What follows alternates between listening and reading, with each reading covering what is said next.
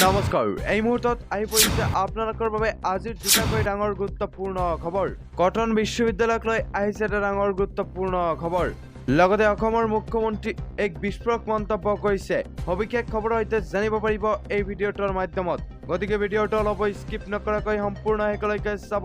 আৰু যদি চেনেলটোত নতুনকৈ আহিছে তেন্তে চেনেলটো ছাবস্ক্ৰাইব কৰাৰ লগতে ভিডিঅ'টোত এটা লাইক আৰু এটা শ্বেয়াৰ কৰি দিব। তেন্তে আহক বন্ধু বান্ধৱীসকল আজিৰ খবৰকেইটা আৰম্ভ কৰক। অসমত অসমীয়াৰ অস্তিত্ব সংকটত, এইদৰে এবাৰ বিস্ফোৰক মন্তব্য কৰিছে হিমন্ত বিশ্ব শৰ্মাই। অসমত অসমীয়াৰ অস্তিত্ব সংকটত। অসমত 1,25,00,000 বাংলাদেশী অনুপ্ৰৱেশকাৰী আছে। 40 বছৰ পূৰ্বে অসমত বাংলাদেশী অনুপ্ৰৱেশকাৰী আহিছিল। সেই সময়ত কংগ্ৰেছ শাসনত আছিল। অসমৰ নিচিনা ভুল ঝাৰখণ্ডে যাতে নকৰে। 40 বছৰে পূৰ্বেই অসমে এই ভুল কৰিছিল। অসম বাংলাদেশ সীমান্ত উন্মুক্ত হৈ আছিল। অসমে বাংলাদেশীক প্ৰৱেশ কৰিবলৈ দি ভুল কৰিছিল। পশ্চিমবংগেও এই ভুল কৰিছিল। সেই সময়ত নৰেন্দ্ৰ মোদী নাছিল। এতিয়া ঝাৰখণ্ডৰ সৈতে নৰেন্দ্ৰ মোদী আছে। ঝাৰখণ্ডত যাতে বাংলাদেশী সোমাব নোৱাৰে সেয়া নিশ্চিত কৰক। এইদৰে এবাৰ মন্তব্য কৰিছে অসমৰ মুখ্যমন্ত্ৰী ডক্টৰ হিমন্ত বিশ্ব শৰ্মাই। অন্যথা আগন্তুক 20 বছৰত ঝাৰখণ্ডৰ খিলঞ্জীয়াৰ সংখ্যালঘু হৈ পৰিব। অসমৰ বাংলাদেশী অনুপ্ৰৱেশকাৰী বিধায়কৰ সংখ্যা 40। বাংলাদেশী অনুপ্ৰৱেশকাৰী অসমত বিধায়ক হয়। বাংলাদেশী অনুপ্ৰৱেশকাৰী অসমত বিধানসভাৰ অধ্যক্ষও হয়। প্ৰশাসনতো এনেকুৱা অনুপ্ৰৱেশকাৰী বাংলাদেশী অসমত আছে।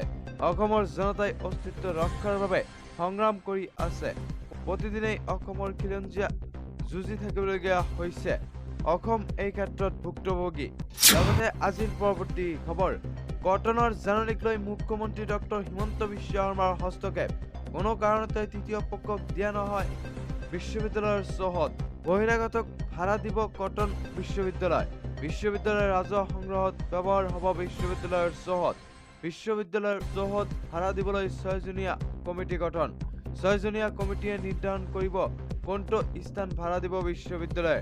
কটন বিশ্ববিদ্যালয়ৰ চৌহদ ভাড়া প্ৰদানৰ সিদ্ধান্ত গ্ৰহণৰ পিছতে সৰব ৰাজ্যৰ প্ৰতিটো ৰাজনৈতিক অৰাজনৈতিক দল সংগঠন বিশ্ববিদ্যালয়খনৰ এনে সিদ্ধান্তৰ বিৰুদ্ধে প্ৰতিবাদ সাব্যস্ত কটন বিশ্ববিদ্যালয়ৰ ছাত্ৰ সমাজৰ। অগ্ৰণী শিক্ষা প্ৰতিষ্ঠান কটন বিশ্ববিদ্যালয়ক পৈতৃক সম্পত্তিৰূপে ব্যৱহাৰিক অভিযোগ ছাত্ৰ সমাজৰ, যাৰ বিৰুদ্ধে কটন বিশ্ববিদ্যালয়ৰ ছাত্ৰ সমাজ, অভিভাৱক তথা ছাত্ৰ একতা সভা বিশ্ববিদ্যালয়ৰ চৌহদৰ ভাড়া প্ৰদান কৰি ৰাজহ সংগ্ৰহৰ সিদ্ধান্ত হঠকাৰী আৰু স্বেচ্ছাচাৰী আখ্যা ছাত্ৰ সমাজৰ।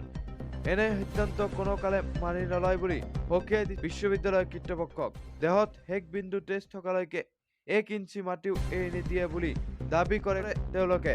কটন বিশ্ববিদ্যালয়ৰ ছাত্ৰ সমাজৰ সমান্তৰালকৈ প্ৰতিক্ৰিয়া প্ৰকাশ কৰে সদৌ অসম ছাত্ৰ সন্থা মুখ্য উপদেষ্টা সমুজ্জ্বল কুমাৰ ভট্টাচাৰ্য আৰু সভাপতি উৎপল শৰ্মা।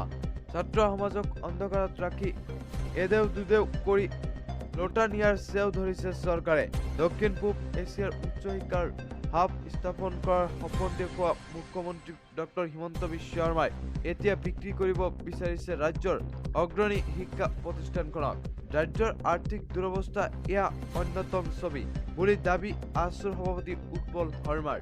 ছাত্ৰ সংগঠনৰ এনে প্ৰক্ৰিয়াৰ পিছত নিজৰ স্থিতি স্পষ্ট কৰিলে কটন বিশ্ববিদ্যালয়ৰ পঞ্জীয়ক অৰিন্দম গাৰ্গে। শিক্ষাৰ্থীৰ সুবিধাৰ্থে বিশ্ববিদ্যালয়ৰ চৌহদ দিব ভাড়া। হোটেল জেৰক্স দোকানৰ স্থান নিৰ্ণয় কৰিবৰ বাবে গঠন কৰিছিল 6জনীয়া কমিটি। বিশ্ববিদ্যালয়ৰ চৌহদৰ ভূমি বিক্ৰী অথবা লিজত প্ৰদান কৰাৰ কোনো কথা নাই। এনে ভূমি বিক্ৰীৰ প্ৰসংগত মাত্ৰ অপব্যাখ্যা বুলি দাবী পঞ্জীয়কগৰাকীৰ। বিশ্ববিদ্যালয়ৰ পঞ্জীয়কে কৰা এনে মন্তব্যক উভতি ধৰিছে ছাত্ৰ একতা সভাই। যদি ভূমি প্ৰদানৰ প্ৰসংগই নাই তেন্তে মাষ্টাৰ প্লেন প্ৰসংগ কিয় আহিল? একেদৰে সংবাদ মাধ্যমত বাতৰি পৰিৱেশনৰ পিছত কিয় ৱেবছাইটৰ পৰা আঁতৰ হল জাননী? তাক লৈ প্ৰশ্ন ছাত্ৰ একতা সভাৰ সভাপতি হিমাংশু দাসৰ। সেয়ে এতিয়া বিশ্ববিদ্যালয়ৰ ছাত্ৰ একতা সভাৰ বিশ্ববিদ্যালয়ৰ কৰ্তৃপক্ষক সকীয় নিদি প্ৰকাশ পোৱা জাননী বাতিল নহয় তেন্তে কঠোৰ প্ৰতিবাদৰ মুখামুখি হ'ব বিশ্ববিদ্যালয় কৰ্তৃপক্ষই। সেয়ে সময় থাকোঁতে জাননী বাতিল কৰাৰ হুংকাৰ ছাত্ৰ একতা সভাৰ। ইমানে নহয়, বিশ্ববিদ্যালয়ৰ ভূমিত SBIৰ শাখা স্থাপন কৰিব বিচৰা বিষয়টো ছাত্ৰ সমাজৰ পৰা লুকুৱাৰ অভিযোগ ছাত্ৰ একতা সভাৰ। সেয়ে এতিয়া ছাত্ৰ শক্তি এনে হুংকাৰ সকীয়নি পিছত বিশ্ববিদ্যালয় কৰ্তৃপক্ষই কি সিদ্ধান্ত লয় সেয়া হ'ব লক্ষণীয়।